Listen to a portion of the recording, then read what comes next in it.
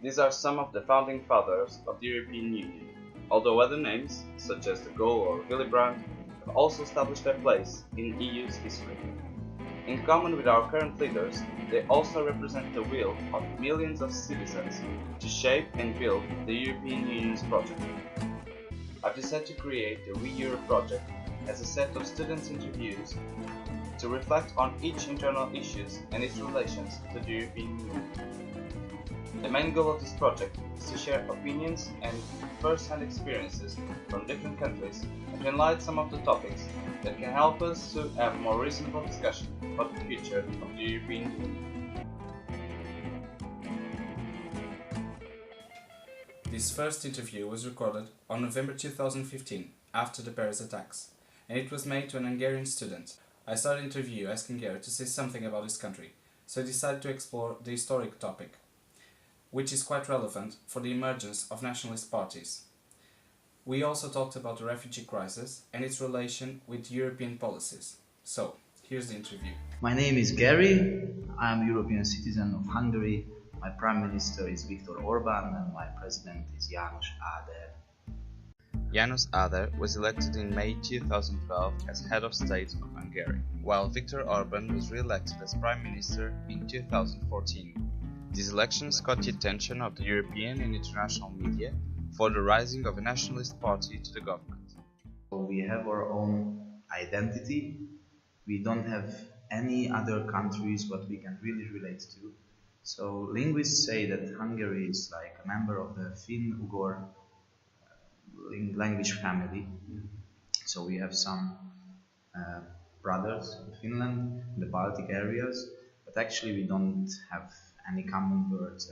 So that's why Hungarian people, they feel really lonely in Europe, I would say. That it's a small country in the middle of Europe, and our identity is this lonely warrior, always standing in the middle of the storm, always alone and always losing everything, but still standing tall and proud and stuff like that. So we lost since the Middle Ages, we lost like all of our wars almost. I mean, we had a very strong kingdom, also great brotherhood with Poland. I think that's the only brother country we really have. Poland and Hungary has a similar history. It's also a fact that very few people know. I think Hungary was the last bastion of Christianity, because it was always the point when the Turkish army stopped invading Europe. They wanted to reach Vienna, but usually they couldn't cross through. After that, we were conquered by the Turkish, then Habsburgs, then both, then later the Russians, Germans, world wars. We got socialistic era, communist era, socialism, and since '89 we are independent, so it's only 25 years of practical democracy in Hungary. Before that, it is considered as a post-Soviet, post-communist country. We had hardcore socialism until '56, like after the Second World War. Do you feel related to other countries that in this manner? Yes, actually it's fine. It always depends on who is asking that. So if a Western European asks me, yes, I'm from Eastern Europe, Central Europe, the Balkan. We make these jokes. Yes. But when I'm talking with nearby people, like or neighboring countries, we say yes, the Romanians, they are the Balkan, But of course, it's just a joke. I mean, we had a really common history with all our neighbors. Poland, it's not our neighbor. It was a long time ago in the glorious times, but still, this is the only country we feel like friends. The others, neighbors, they hate that, like Poland, like Germany occupied, Russia occupied, everyone occupied. In the last couple of decades, I would say that these relations got much better.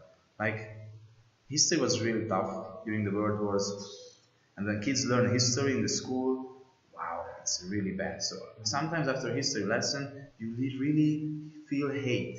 Yes, It's crazy. But then, as you meet all these people from abroad, if you enter international projects like that, just realize that they are exactly like you. They drink the same paninka, they just call it rakia, and they are the funniest guys. So it's always interesting to see these kind of connections. And when I talk to these people, we always reach the conclusion that only the politics and the politicians are generating issues between these two countries. But actually, in the last couple of years, I wouldn't say that there were this kind of bad things. Though our political relations now is pretty bad with Croatia, for example, because of the refugee crisis. Told me before that you think that the emergence of nationalist parties are also related to that historic past. Pretty much, yes. Exactly the facts what I mentioned, that we were always alone, always proud, always rebelling and standing up against oppression, and always losing at the end. Like we lost both world wars, but man, it was really tough times. Since we always feel that we were standing between superpowers, and either side you choose, you lose. Like you just cannot get out of it with any good options. So we always try to be, at least stay with the first what we choose, not to betray them.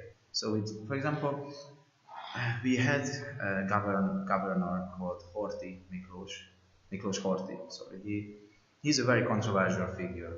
In the socialist era, he was not considered among our best politicians, but nowadays, for example, mostly nationalistic people, they really like him.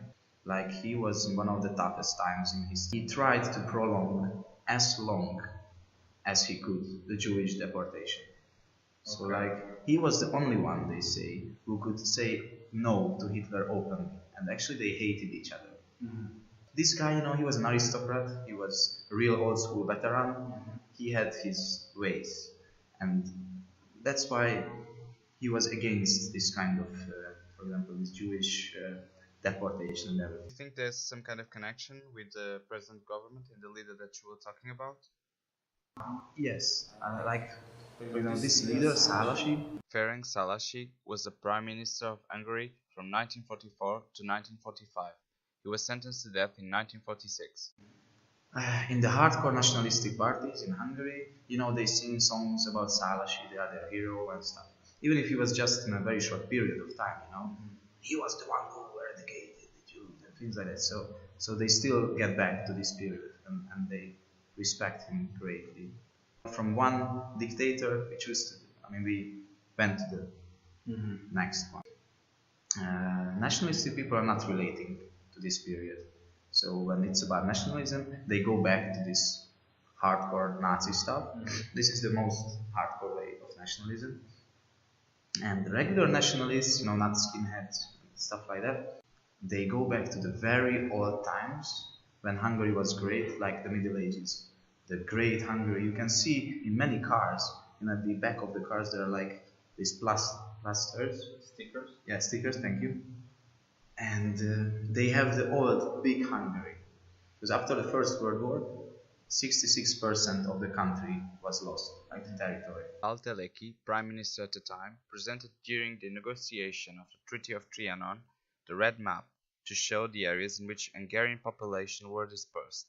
This map was significantly ignored once a big portion of the country territory was lost. And this is the more consolidated nationalism. They go back to our ancient history sometimes, when we were like the Mongols, conquering all the Europe, Attila, the Hun and everything. Gary exposed the main differences between the nationalism that came during the Second World War, related to the acquisition of the lost territory, and the present nationalism, which tries to relate to great medieval times, enforcing Hungarian identity. Inside the European Union, the Hungarian main issue nowadays comes from the refugee crisis. Hungary played a central role on the entrance of refugees into the EU, receiving hundreds of thousands of refugees into the country. The radical positions of Hungarian government started a European debate on how to deal with this crisis. Since a couple of weeks, we built a fence, the fence is built, it works, they are not entering the country, so problem solved. Of course it's not, but this is how people are thinking about it. And for Hungary, is it solved? No, not at all. But yeah, on the short term, of course, because they are not entering like waves, 10,000 a day directly.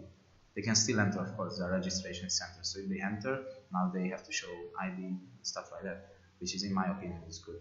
Okay. That I'm not against refugees, but I think that there should be some kind of control because borders are borders, and country has to protect its borders. It just, I mean, okay, Schengen is cool inside the Euro, but we have an outside border. So if someone wants to enter the country, come to registration center, that's all. Yeah, like it was before. But you know, these poor people, they had to cross the country wherever they could. They don't want to stay in Hungary. Actually, they are heading most to Germany or up to the Nordic states. One question that remains is if there is a conflict of interest between the Hungarian position and European values. It's interesting. But I think one sentence or one case can explain it pretty easily. That you know, when Viktor Orban asked the EU leaders that, okay, guys, I know you don't like this idea of a fence. I know it's going against all the European values and all these things, but what do you recommend? And all the answers he got from them was that, yeah, we don't like it either, but we don't know any better option.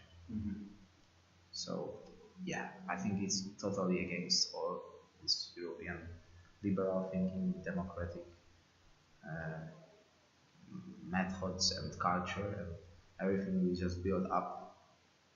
But I think people fear that if we don't control it somehow, that can also be against all these things. And the numbers show that our government's policy was really successful for them. Like they gained a lot of popularity because of this anti-refugee things. And I'm sad to say that these recent happenings are just strengthening their position. And people can say, yes, you see, we told you. Yes, now it's very sad, but yeah, that's how it works. I mean, this refugee crisis was ruling the media for months, really. You couldn't see anything else, any news sites or Facebook or whatever you were checking on the internet. Only the refugees. And it was sad to see that the opinions were either too idealistic, I would say, or too strong, too closed-minded, too radical. And there were just a very few really like the golden middle route style of true analyzation and looking for solution, even on the short term and on the long term as well. Also, the Croatian, they have some issues, and partly because of Hungary and the refugee crisis. Romania's government is fucked up as well because of, yeah, so I mean, now it's Croatia's problem, and that's why it's the government's problem. And I think they will have the elections pretty soon, and it looks like the current party is losing. Yes, because the thing is that refugees were coming through Serbia, but Serbia is not an EU country. It's not part of the Schengen zone, if I'm right. So it was our outside border. We could build a fence there without any problem. And then it only prolongs the route of the refugees. So they see the fence, they turn left, and they go. And there is Croatia. But with Croatia, you know, it's a EU country, Schengen zone. It's not that easy to build a fence, but our defense minister said that if we had to, then we will, because we have to protect our country. But the Croatians, they asked us not to do that.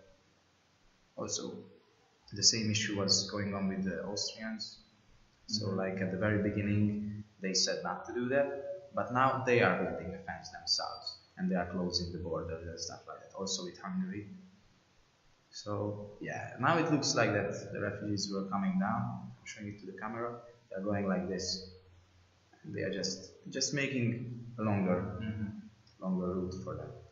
And again, you know, maybe if Austria closes, then they will just go around and find another way to get in. I'm sure they will, or find another space to stay, or place. Due to the refugee crisis, the relation between Hungary and Croatia, as well as with Austria, has been severely affected.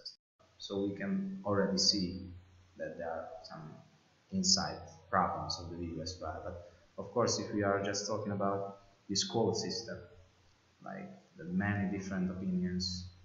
For example, the V4, I don't know if you know about it, the Visegrad group. mostly they are with us, and for the Hungarian people it meant a lot when they offered police and policemen and soldiers to come to Hungary, help defend the borders. The Frontex program. Yes. They also had a military exercise, joint forces, also with the US together, like a really big one with plenty of people. And for us, also defense minister said that it's like, it's not about the real force, what was used there, or the real strength of the armies. It's just the fact that cooperation is there, it's the support. But I would say that other parts of Europe, they are not that much keen on helping or sympathizing with this kind of solutions. Let's for example Bulgaria or Hungary did with this facts. So there is already some kind of a difference between the EU, but I think it's normal with every issue because we have different interests. So that's why the EU sometimes has to face very long processes. But now I would say that this Eastern Bloc is more or less together in this case. The European Union brings a link of connection with. Yeah, in a way. Yeah. So you're a European student from Hungary. What do you think the European Union will look like in, I don't know, 20 years? How do you see it and how do you see yourself in that union? Okay. I really hope that it will still be, because I really support the idea of cooperation, of open-mindedness, of any kind of international projects I espouse. I think that's the way of a safer, better, richer future in every kind of aspect, like cultural, financial, environmental, richness, whatever. On the other hand, I have to be realist, and I see that there are very huge and deep problems, and I think that this current crisis with the refugees, with the terrorist attacks, is like a great test for the EU. If it can survive this and the countries can get to the common point and they can agree, if the EU can survive this, it can strengthen the whole EU itself, and on the long term it will be a great lesson learned for all of us. But if it fails this, then it's clear that it's too weak to stay alive. So Gary, thank you a lot. Thanks, man. You see, I'm really honored.